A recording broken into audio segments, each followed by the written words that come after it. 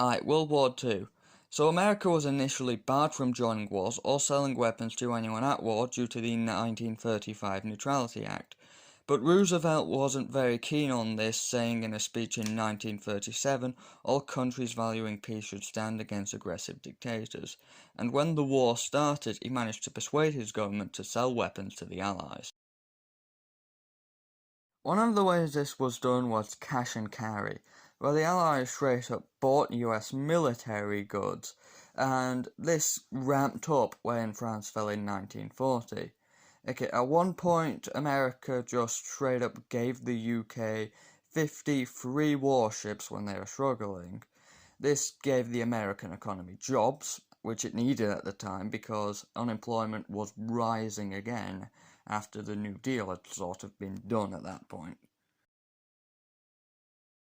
In 1941, FDR stepped his aid up a notch with Lend-Lease, where he lended the UK over $7 billion in weapons, and later did the same for the USSR after Barbarossa, where, of course, Germany attacked them because of their Lebensraum thing. Anyway, despite the name Lend-Lease, they didn't actually have to give them back. It was more so just an excuse for America to stay out of the war while still giving Britain weapons. But the whole staying out of the war thing wouldn't last particularly long because of... On the 7th of December, 1941, America's naval base in Hawaii was attacked by Japan. They did this because they wanted the Philippines, a US colony in the middle of Southeast Asia. The goal of their attack was to destroy the American fleet in the Pacific, making them unable to send their fleet to attack them and stop them from seizing islands. Germany then promptly declared war on America to support the Japanese. The attack galvanized the US public, making them ready for war.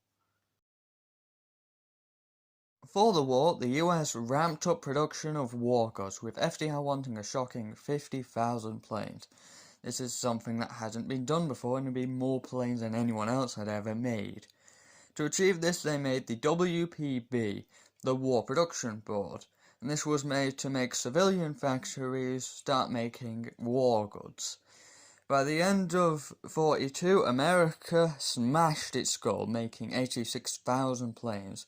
The army also bought a lot of food, which helped farmers. These war factories also employed 4 million Americans, reducing unemployment from nearly 10 million in 1939 to 670,000 by 1944. This might seem strange to us Brits, but just remember that unlike Britain, which got bombed the hell out of, the US has 2 oceans separating it from the action, and so its homeland was not affected.